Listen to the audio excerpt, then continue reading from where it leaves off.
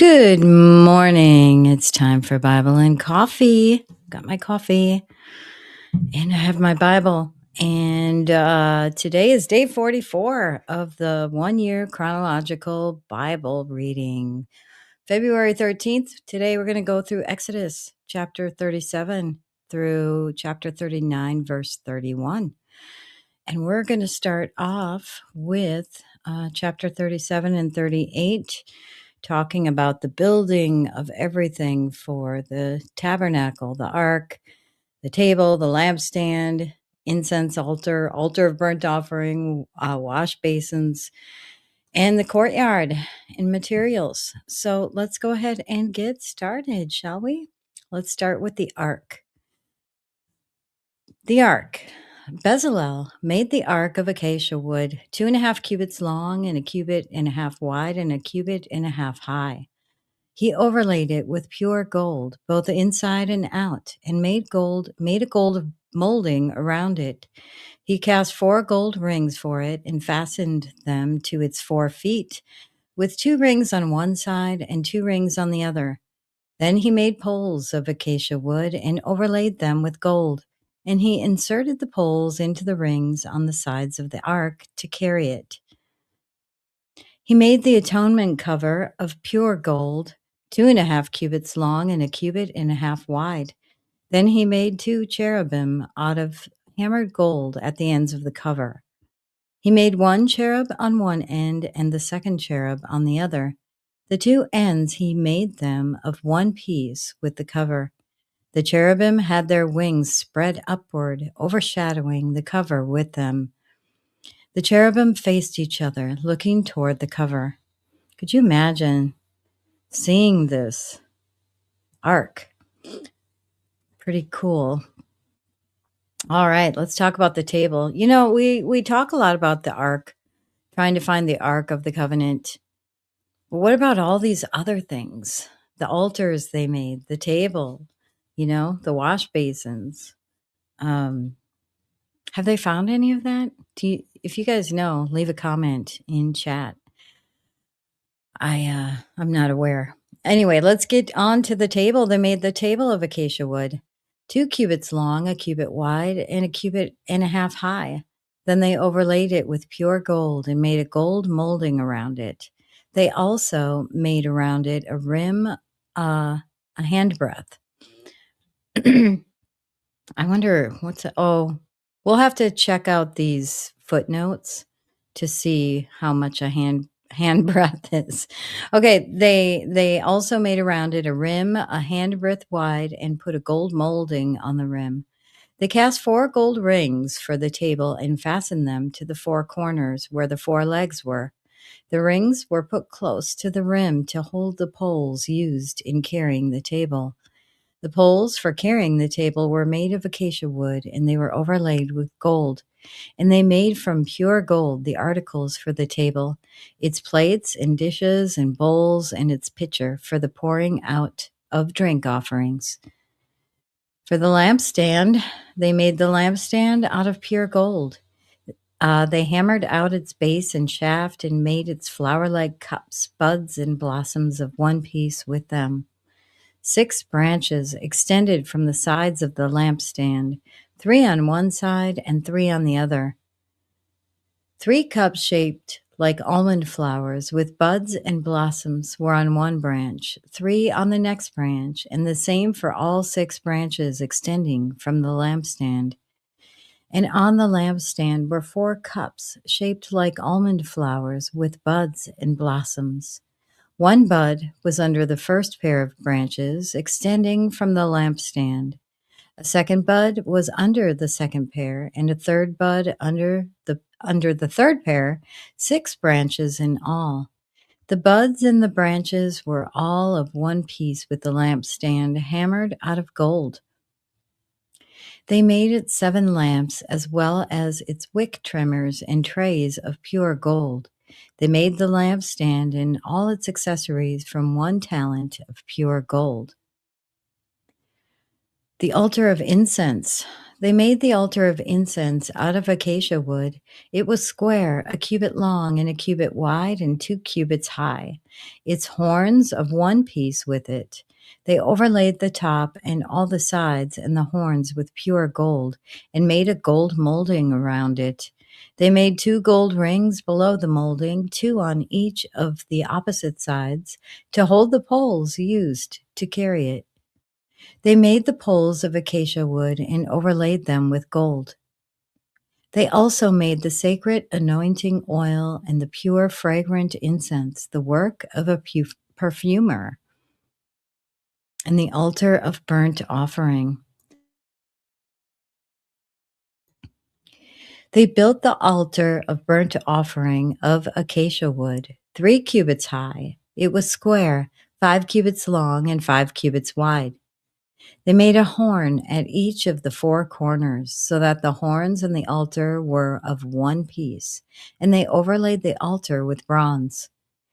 They made all of its utensils of bronze, its pots, shovels, sprinkling bowls, meat forks, and fire pans. They made a grating for the altar, a bronze network to be under its ledge halfway up the altar. They cast bronze rings to hold the poles for the 4 corners of the bronze grating. They made the poles of acacia wood and overlaid them with bronze. They inserted the poles into the rings so they would be on the sides of the altar for carrying it. They made it hollow out of the boards. The basin for washing. They made the bronze basin and its bronze stand from the mirrors of the women who served at the entrance to the tent of meeting. The courtyard. Next, they made the courtyard. The south side was 100 cubits long and had curtains of finely twisted linen, with 20 posts and 20 bronze bases, and with silver hooks and bands on the posts. The north side was also 100 cubits long and had 20 posts and 20 bronze bases, with silver hooks and bands on the posts. The west end was 50 cubits wide and had curtains with 10 posts and 10 bases, with silver hooks and bands on the posts. The east end, toward the sunrise, was also 50 cubits wide. Curtains 50 cubits long were on one side of the entrance, with 3 posts and 3 bases, and curtains 15 cubits long were on the other side of the entrance to the courtyard, with 3 posts and 3 bases. All the curtains around the courtyard were of finely twisted linen. The bases for the posts were bronze. The hooks and bands on the posts were silver, and their tops were overlaid with silver, so all the posts of the courtyard had silver bands. The curtain for the entrance to the courtyard was made of blue, purple, and scarlet yarn and finely twisted linen, the works of an embroiderer. It was 20 cubits long, and like the curtains of the courtyard, 5 cubits high, with 4 posts and 4 bronze bases. Their hooks and bands were silver, and their tops were overlaid with silver. All the tent pegs of the tabernacle and of the surrounding courtyard were bronze. The materials used. These are the amounts of materials used for the tabernacle of the covenant law, which were recorded at Moses' command by the Levites under the direction of Ithamar, son of Aaron the priest. Bezalel, son of Uri, the son of Hur, of the tribe of Judah, made everything the Lord commanded Moses. With him was Oholiab, son of Ahisamach, of the tribe of Dan, an engraver and designer and embroiderer in blue, purple, and scarlet yarn and fine linen. The total amount of the gold from the wave offerings used for all the work on the sanctuary was 29 talents and 730 shekels, according to the sanctuary shekel. The silver obtained from those of the community who were counted in the census was 100 talents and 1,775 shekels, according to the sanctuary shekel. 1 beka per person, that is, half a shekel, according to the sanctuary shekel, from everyone who had crossed over, to those counted 20 years old or more, a total of 603,550 men. The 100 talents of silver were used to cast the bases for the sanctuary and for the curtain. 100 bases from the 100 talents, 1 talent for each base. They used the 1,775 shekels to make the hooks for the posts, to overlay the tops of the posts, and to make their bands. The bronze from the wave offering was 70 talents and 2,400 shekels. They used it to make the bases for the entrance to the tent of meeting, the bronze altar with it, bronze grating and all its utensils, the bases for the surrounding courtyard, and those for its entrance, and all the tent pegs for the tabernacle, and those for the surrounding courtyard. Yeah, so the footnotes here give us some measurements. So in Exodus 37:1, it talks about, I have to make it,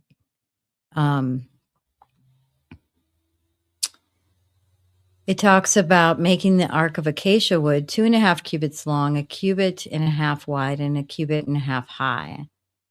So interestingly, that's about 3 3/4 feet long, 2.5 feet wide, high, and about 1.1 meters long and 68 centimeters wide and high. Interesting.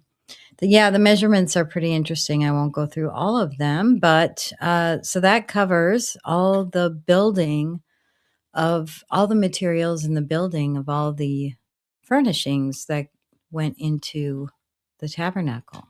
All right. Next, we're going to talk about the clothing for the priests. And this is Exodus 39, verses 1 through 31.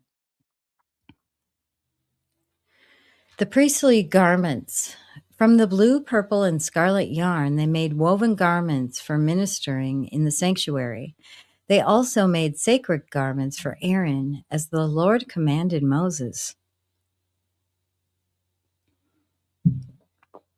The ephod. I think some people call it ephod. I don't know how to pronounce it, so you'll have to forgive me on my pronunciation of some things. They made the ephod of gold and blue and purple and scarlet yarn of finely twisted linen.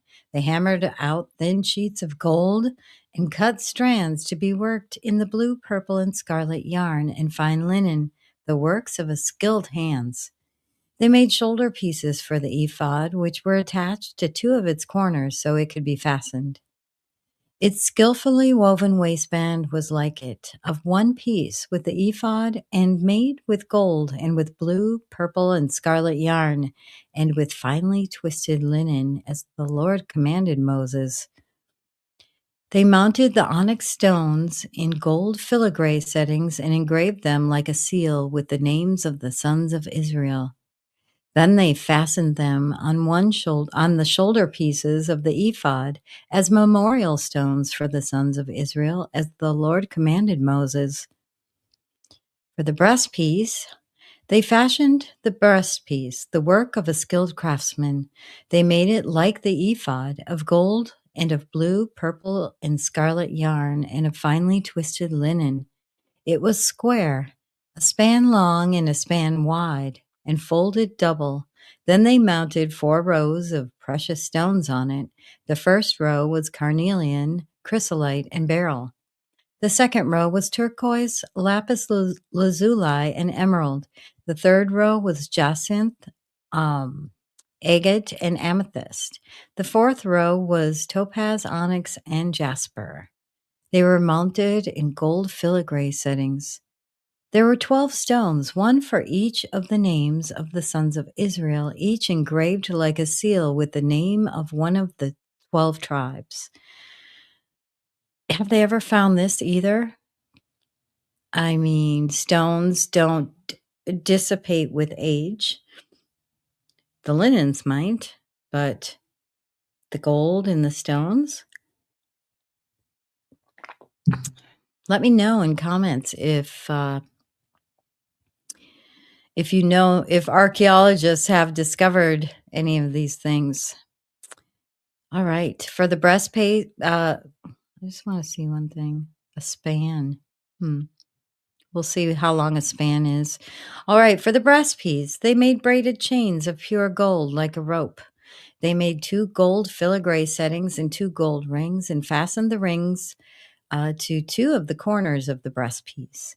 They fastened the 2 gold chains to the rings at the corner of the breastpiece and the other ends of the chains to the two settings, each attaching them to the shoulder pieces of the ephod at the front.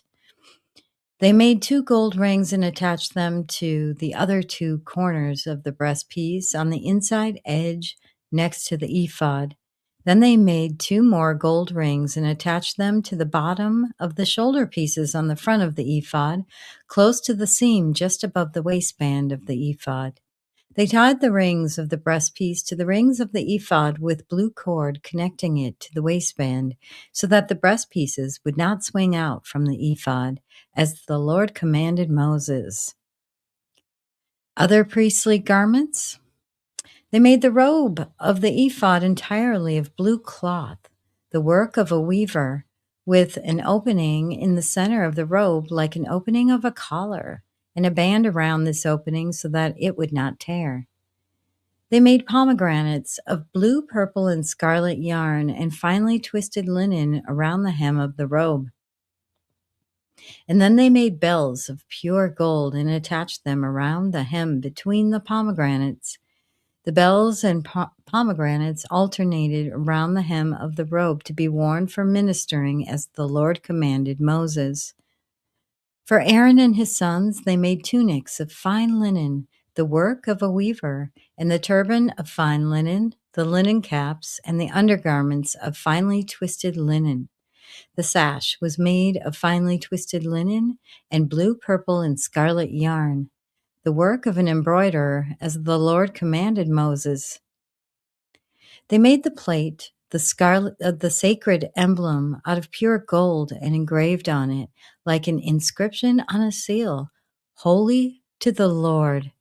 Then they fastened a blue cord to it and attached it to the turban, as the Lord commanded Moses. All right. So 9 inches or 23 centimeters is what I was looking for, what did they call it? They called it a span. Interesting. So a span is 9 inches. All right. So that concludes today's reading for day 44. Thank you so much for joining today. I find this fascinating. I stumbled a little bit while reading because I'm trying to picture everything as I'm reading it. I'm trying to picture how everything looks. But yeah, so thank you for joining. We will see you tomorrow for day 45, and I hope you have a blessed day.